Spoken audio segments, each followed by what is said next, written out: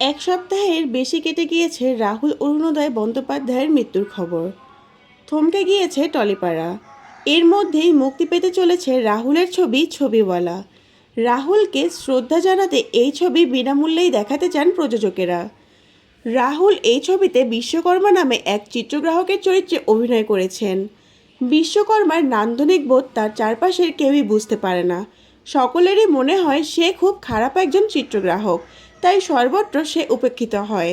সে কোনো কাজও পায় না, জোটে কেবল মৃত মানুষের ছবি তোলার বরাত। অর্থকষ্ট সামলেও কারখানায় কাজ করে সংসার টানে বিশ্বকর্মার স্ত্রী মালা। বিশ্বকর্মার স্ত্রী মালার চরিত্রে অভিনয় করেছেন দেবলীনা দত্ত।